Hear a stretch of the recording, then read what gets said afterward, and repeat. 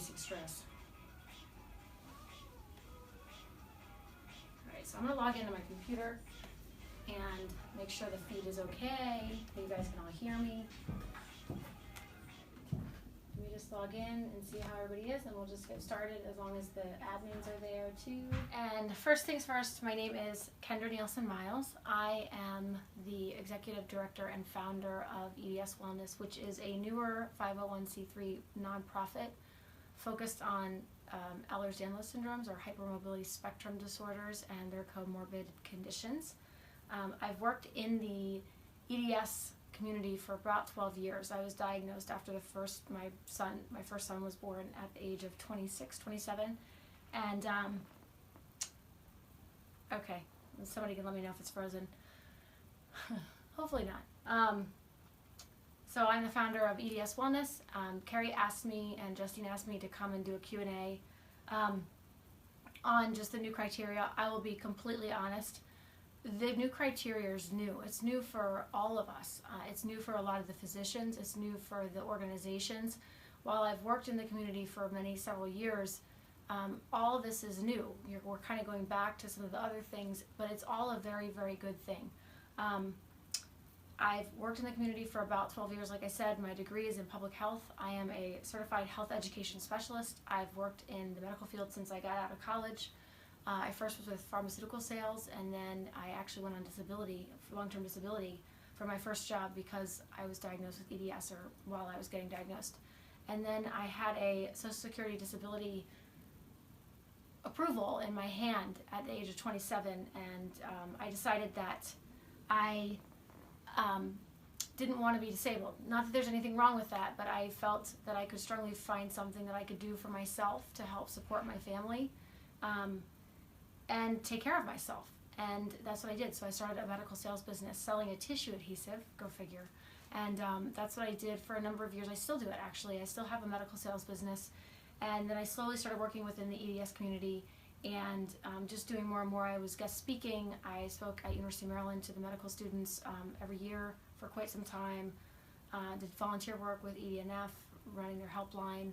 And then because of my degree in public health and health education, I felt that there was voids that we could use help with. Not that there was one organization that's better than another. It was nothing like that. It was more of just everybody wanted research, when research is so critical.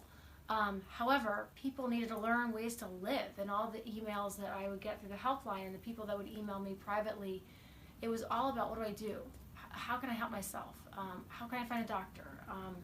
And the truth is there's no one right way for all of us, even within the same diagnosis. So that's what's most important to remember, is that even with the new diagnostic criteria, a lot of what we already know and what we're already doing to help ourselves is not necessarily changing at all. And just because the diagnostic criteria is newer and updated and there's some changes, it doesn't mean that everything that we already know or that you're doing that works is invalid. It's actually very valid. And even though some people might fall under one category and not the other, and vice versa, there's still not one path for everybody under a certain category. And the best thing to do right now is just to hone the new criteria and to get used to the terminology and start using it, and help share the papers and help kind of understand why they did the things that they did. And thankfully, I feel pretty good about, I don't understand all of it, but I think helping decipher a lot of the fear that people might have, because this is a very, very good thing. This is a great thing. And I'll be honest, we'll go through it. We'll go through the outline I did, but I also am going to go through the new diagnostic criteria with my husband based upon what it says. And I'm going to go through the diagnosis with myself, and so you all can see what it is. And because my diagnosis will probably change. I've been clinically diagnosed with classical EDS 3 times by some of the top specialists, and that's probably changing now. I really don't know where I'm going to fall. I've had genetic testing through Emory Labs, and I'm negative for most of the known connective tissue disorder mutations, but I clearly have something. So the point is that while this is changing, what I do to help myself and what my organization does and what I tell everybody doesn't necessarily change. It doesn't really matter to me because I don't even know that they'll know what I have. I mean, it might have to have full exome testing. Maybe we'll be able to test for some of the newer criteria now, under the new criteria, the new types. I really don't know. So I'm in this with you all. My diagnosis is changing. I'm probably more under the hypermobility EDS category versus classical, but what does that mean? I don't know. So we're all in this together, and this is a Q&A. So we'll pull up the outline, and I'll just go through it. I do not have the presentation from the EDS Society. So that will be shared and posted again. I'm sure it already has been. So if you have not seen it, this is not to replace that. This is just to kind of answer Q&A more than me even just presenting. But when you have the time, do listen to it. It was great. They did a great job. Laura Bloom did a great job. Dr. Francomano did a great job. They're very positive. This is a very, very good thing. And hopefully this will help dispel some of the fears that we all have, and just uncertainty of what it means if things are changed. And because I don't know either, I'm in the same boat. So, but I can understand it a little bit from the broader perspective, and what it means to us as a community, and why it's a good thing versus something that I'm super worried about. So hopefully we can just go from there. So if you all wouldn't mind, I've posted the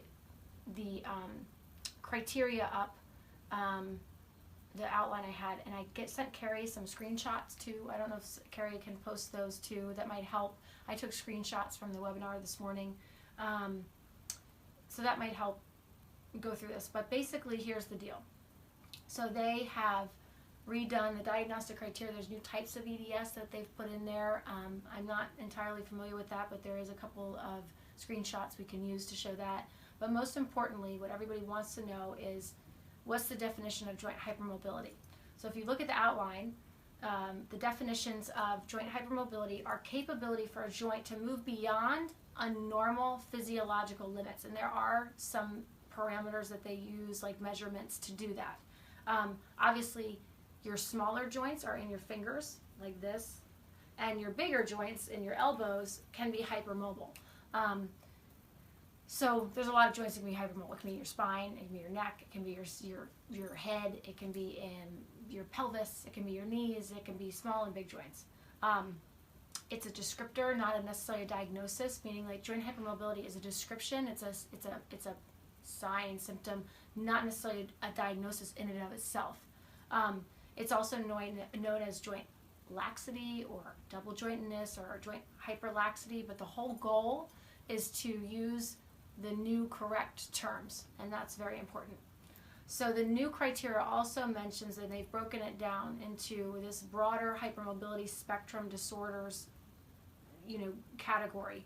And there's a couple of things that I would want to clarify a little bit, and I'll go through that in a little bit later. But most importantly, there's localized joint hypermobility, where it's hypermobility in fewer than 5 types of joints based upon the Brighton score. It may be inherited or acquired. Generalized joint hypermobility, hypermobility in 5 or more joints, not straightforward to diagnose. It's more likely to be associated with a congenital or inherited connective tissue disorder than localized joint hypermobility. Can also be inflammatory or degenerative diseases or endocrine disorders or associated with them.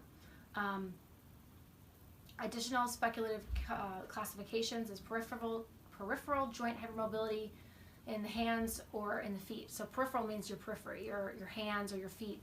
A lot of times that's an indication or sometimes a sign of vascular EDS, although I know plenty of people with vascular EDS and they're hypermobile everywhere. Historically, joint hypermobility in older people has gotten more stiff, so they're not as hypermobile in their bigger joints as they get older. So a lot of times they've lost the generalized joint hypermobility, and they're just more in the, either in the smaller joints, or they also have this other category where they actually look at like what you were before.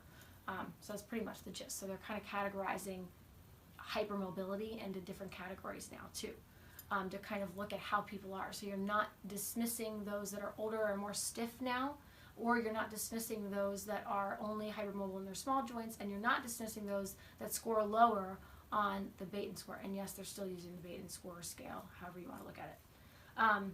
Joint instability implies